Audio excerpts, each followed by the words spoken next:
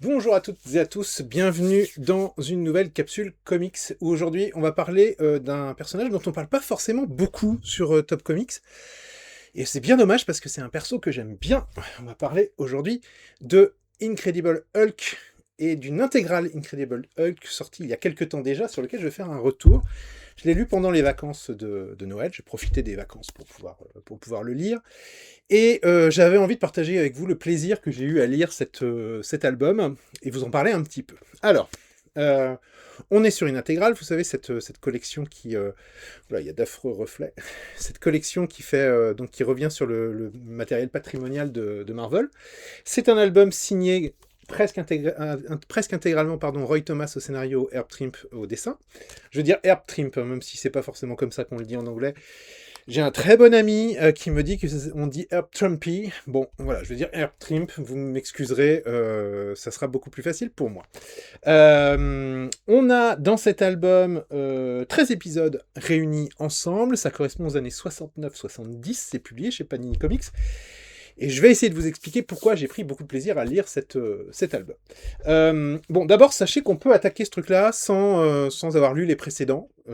C'est pas un souci. À l'époque, les comics étaient souvent en fait, des récits complets, ou alors ça s'étendait sur un, voire deux numéros, mais pas beaucoup plus. Donc on peut prendre le train en marche à condition qu'on sache que Hulk, c'est le docteur Bruce Banner, exposition, radiation gamma, etc. etc. Le dessinateur Herb Trimpe, c'est un dessinateur qui arrive en 65, donc ça fait déjà quelques temps qu'il est installé. Il arrive d'abord comme encreur, puis ensuite il devient dessinateur principal, et il va rester longtemps, il va rester 8 ans, il reste jusqu'en 75 sur la série Hulk, donc autant dire que c'est un artiste qui compte dans la carrière du personnage de Hulk. C'est-à-dire que on parle souvent de Peter David avec sa très longue prestation au scénario, mais s'il y a bien un autre artiste qui a énormément compté pour le Titan de Jade, c'est Herb Trimpe, parce qu'il va marquer vraiment la série de son empreinte, il va créer un look, et puis surtout il y a une certaine stabilité graphique, forcément pendant 8 ans, avec le même dessinateur, c'est un peu logique. Même dessinateur, mais des encreurs différents.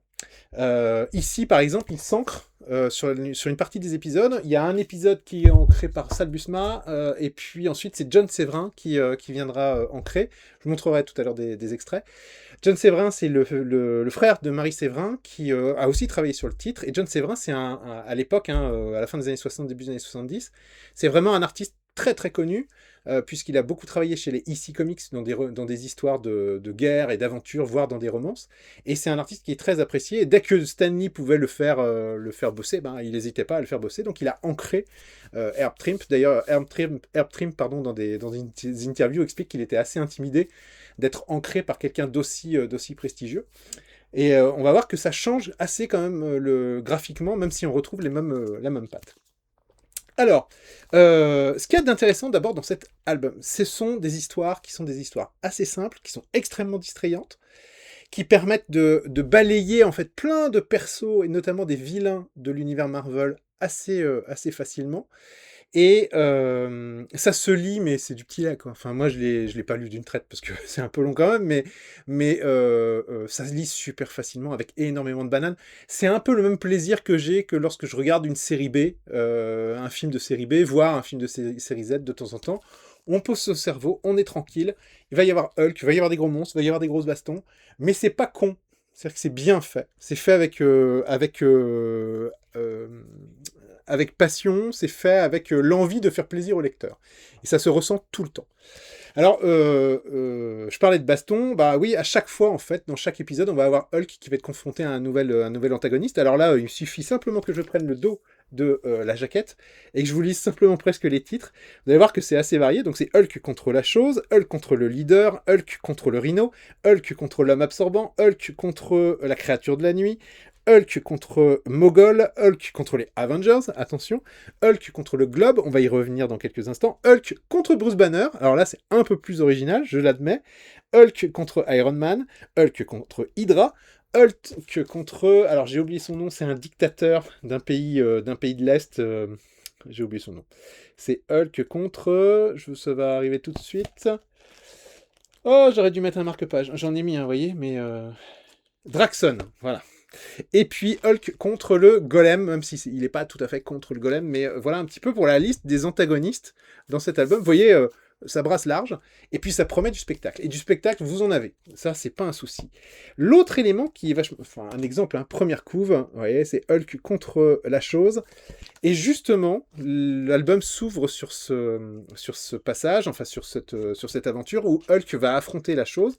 En fait, en réalité, Hulk retrouve les 4 Fantastiques et Reed Richards se dit, bah tiens, je vais peut-être pouvoir transformer Hulk en Banner. Et c'est exactement ce qu'il va faire. Bon, c'est évidemment l'occasion d'un petit combat contre la chose.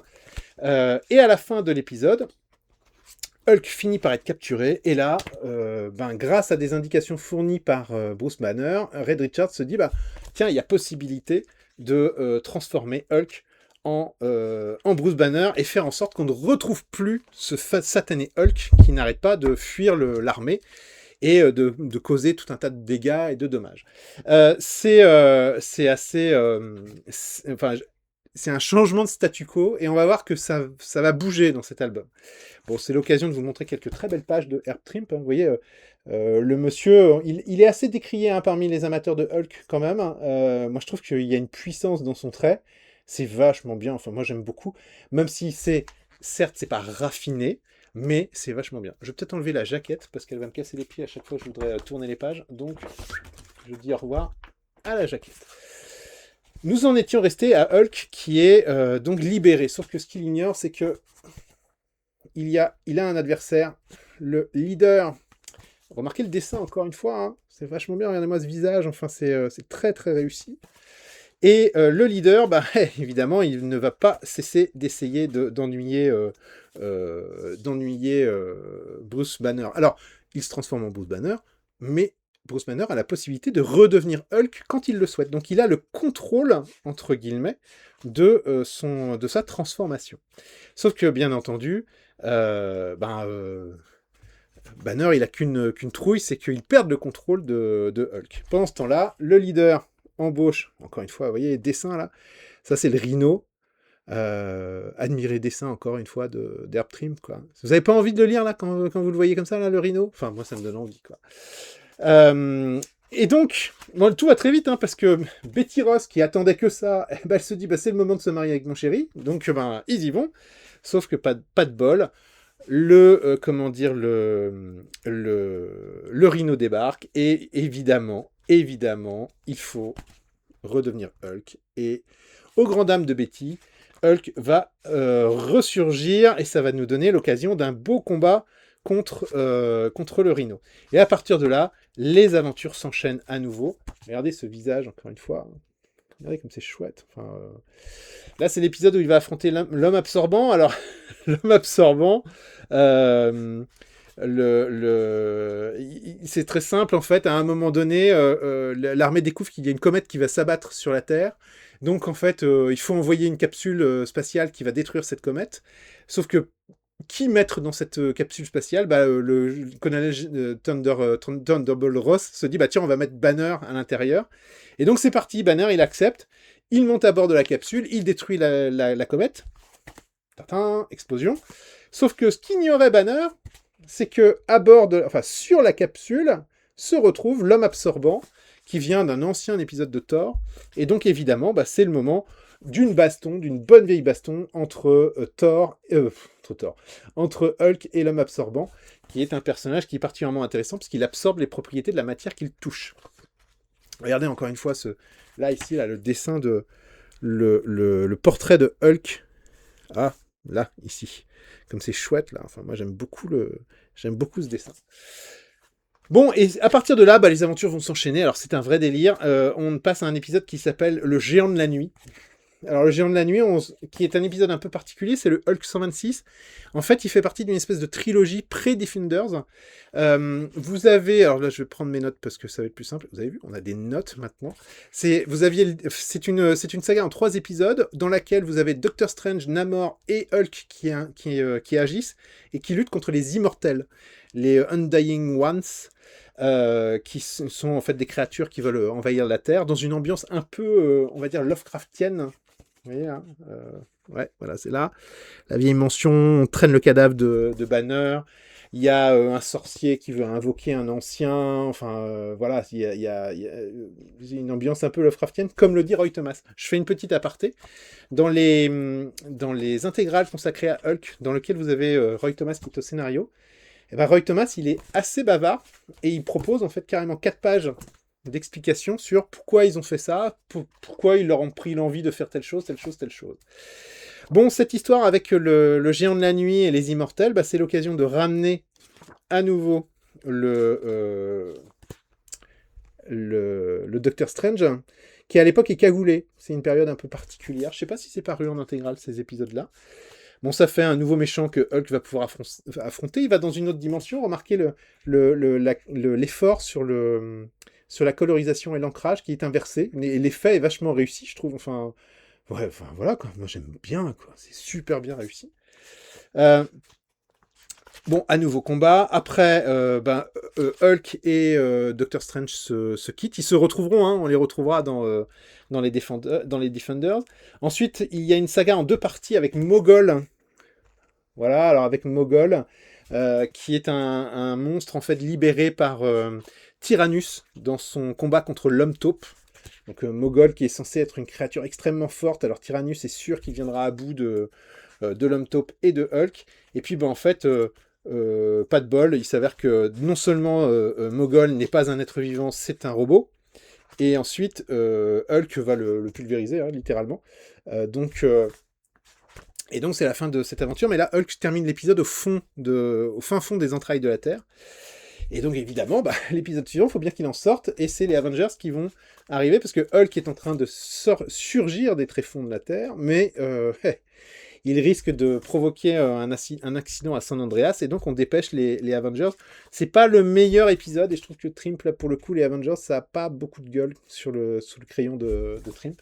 C'est pas l'épisode le plus réussi. Alors on arrive au 129 qui est assez rigolo.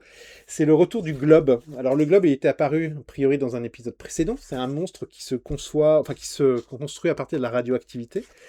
Et ça va à nouveau, c'est le leader hein, qui est derrière tout ça, qui fomente à nouveau une rencontre entre Hulk et le Globe. Et le Globe, en fait, c'est une espèce de proto. J'essaye de le mettre droit. J'ai du mal avec la caméra. Hein, je suis loin encore de maîtriser tout ça.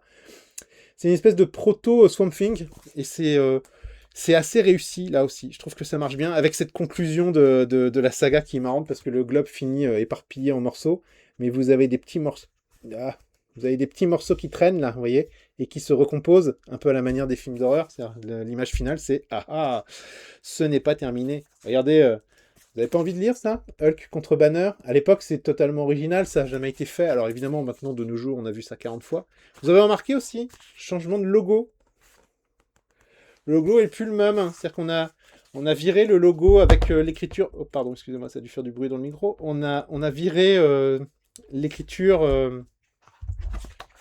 façon mur de pierre pour un titre un peu plus punchy. Alors oui, effectivement, c'est encore une transformation.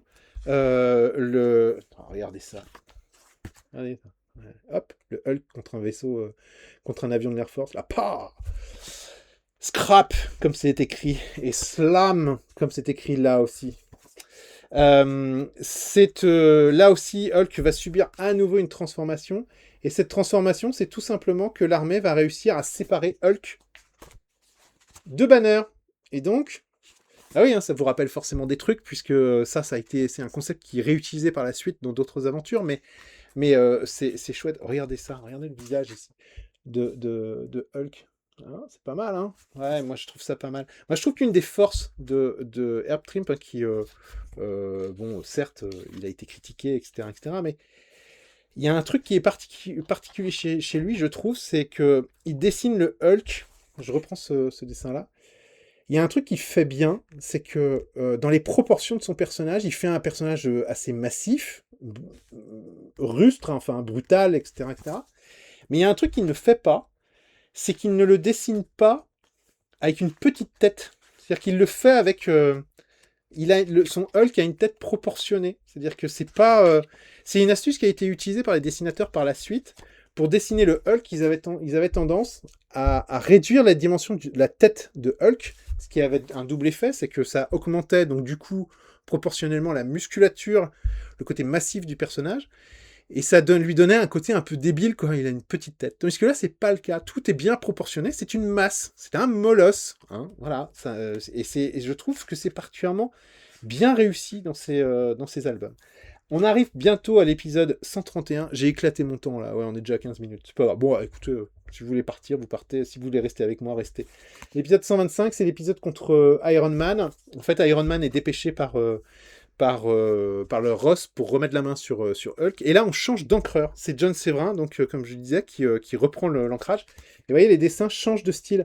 Je vous ai déjà montré plusieurs visages de Hulk. Vous voyez, là, le style il est différent. C'est toujours Herb Trimpe au dessin, mais l'ancrage n'est pas le même. Et là, ça va donner quelque chose de très très chouette.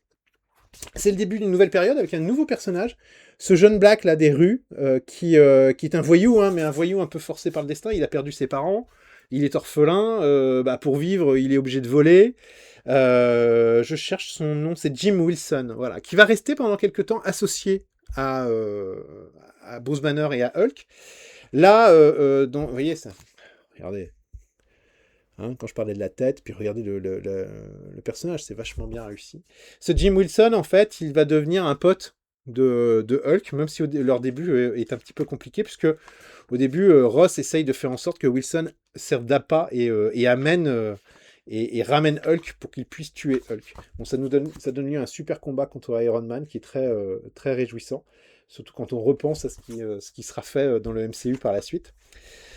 Je continue, et là, alors voilà, là par la suite, Hulk, on réussit à nouveau à fusionner les deux, et Hulk et Banner sont à nouveau fusionnés, mais cette fois-ci, ce que l'on craint, on craint que Banner soit enseveli dans la psyché de Hulk et qu'il soit perdu à jamais et qu'on ne retrouve plus jamais Banner. D'ailleurs, dans les épisodes qui suivent de cet album, on ne revoit plus Banner, c'est Hulk qui prend le contrôle. Il prend le contrôle, alors d'abord il est enlevé par l'Hydra qui compte bien profiter de l'occasion pour en faire son arme, et puis en fait ça va pas du tout marcher comme ça. C'est l'occasion d'ailleurs de petites scènes de combat plutôt rigolotes. Et vous remarquerez que Jim est toujours là. Et puis Hulk, il en a marre. Donc d'abord il en a marre parce qu'il en a assez, parce qu'il se rend compte que, encore une fois, regardez cette image comme elle est chouette là, jour de tonnerre, nuit de mort. Il tient le petit Jim entre ses bras parce que le petit Jim a été blessé. Et donc Hulk, il en a plein de dos. Donc qu'est-ce qu'il fait? Il va dans un bateau, il se fout dans une caisse et il s'exile en Europe. Et en Europe, il va arriver où? Il va arriver en Morvanie. Alors la Morvanie, c'est un pays de l'Est imaginaire dirigé par Draxon, une espèce de proto-Hitler, qui a renversé le roi de ce pays et qui, en fait, est devenu le dictateur. Il a pris la place du dictateur, quoi, tout simplement. Il règne sur ce pays d'une main de fer et de manière très très violente. Et là-dessus, Hulk déboule dans cette fameuse caisse. Et évidemment, Hulk, lui, tout ce qu'il veut, c'est qu'on le laisse peinard, et c'est certainement pas dans cette dictature qu'on va le laisser peinard, parce que le dictateur se dit, tiens, ça serait peut-être l'occasion de récupérer une arme supplémentaire. Et puis, vous avez Isaac, qui est ce personnage-là, que vous apercevez un peu l'air Gavroche, là, qui est un personnage qui mène, en fait, qui gère la résistance dans le plus grand secret, et qui voit bien dans Hulk la possibilité de fomenter une rébellion contre le pouvoir en place. L'épisode se termine de manière d'ailleurs assez marrante, parce qu'il s'agit d'une très très directe citation de, vous voyez là, ici, là, décidément, du Frankenstein de la Hammer, avec Hulk qui tombe sur cette petite fille au bord de l'eau. Cette fille est en fait la petite fille de Isaac. Et Isaac, en fait, on comprend très vite qu'en fait, il est juif, et que tout ça va apparaître très clairement dans le dernier épisode de cet album, qui est Dans l'ombre du golem. Le golem, c'est une créature du folklore juif, et donc, ça va nous être rappelé. Roy Thomas prend le temps de nous raconter l'origine du golem, quelles sont les origines de cette légende, et évidemment, Hulk va devenir en quelque sorte le champion, bien malgré lui, hein, c'est pas du tout lui qui décide, hein, en fait, en réalité c'est plus par hasard, et parce qu'il veut sauver cette petite fille. Très chouette moment de la petite fille qui pleure une petite larme sur le doigt, le gros doigt de Hulk, qui se rend compte que voilà, quoi, qu'il faut faire quelque chose. Et ça va être donc grosse baston contre Draxon. Et cette intégrale s'arrête là. Bah, je vous montre rien parce que c'est ouvert. Ça vous a plu? Vous en demandez encore? Eh ben, vous avez bien raison, parce que en avril prochain sort la suite. C'est plutôt pas mal le planning de publication de Panini en ce moment sur Hulk, sur les intégrales. Il y a pas mal de choses. Celui-là, il est sorti en mai. Au mois d'octobre, on a eu une nouvelle intégrale, mais cette fois-ci de la période Peter David, avec Mike Deodato au dessin. Et Adam Kubert, c'est le début de la période Kubert. J'ai presque failli vous faire une vidéo aussi sur celui-là. Je le ferai peut-être. Si les vidéos sur les intégrales et sur les intégrales Hulk vous plaisent, je peux vous en faire quelques-unes. N'hésitez pas à me le dire en commentaire. Et puis, donc en avril prochain, c'est la suite, c'est l'année 71, toujours avec Herb Trimpe au dessin. Voilà, ça a duré longtemps, là, 20 minutes. Si vous êtes toujours là et que vous n'êtes toujours pas abonné à cette chaîne, merci de vous abonner si ça vous a plu, de façon à ne louper aucune de nos vidéos. Ça aide vraiment hein, de nous abonner, c'est un des plaisirs qu'on peut avoir de se dire, bah tiens, voilà, les gens apprécient ce que l'on fait. Si vous n'avez pas envie de vous abonner, bah, vous pouvez peut-être mettre un like, vous pouvez peut-être mettre un petit commentaire sur cette vidéo.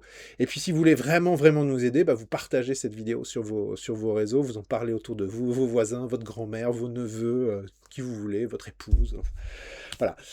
En attendant, moi, je ne peux que vous conseiller ce Hulk qui est très accessible. Une fois qu'on passe la barrière des dessins qui peuvent paraître un peu, certes, un peu vieux pour les jeunes lecteurs, je suis tout à fait d'accord, mais qui sont particulièrement efficaces, et le scénario est particulièrement roublard de la part de Roy Thomas. Moi, j'ai pris un gros plaisir à le lire, mais c'est un plaisir de lecteur, ado, voire enfant, de voir ce Hulk toujours poursuivi par l'armée, qui veut juste une chose, c'est être peinard, mais on vient toujours l'emmerder, donc du coup, bah, il est jamais tranquille. Donc c'est certes pas très recherché, c'est pas du comics, on va tenter de vous expliquer la psyché de Hulk, etc., comme par exemple Peter David a pu le faire, ou d'autres hein, par la suite, mais c'est quand même rudement efficace, et je mets au défi quiconque de s'ennuyer devant ces aventures. Sur ce, je vous souhaite une très belle fin de journée. Prenez soin de vous, lisez des comics. À très bientôt. Ciao, ciao. Et je vais trouver le bouton arrêt.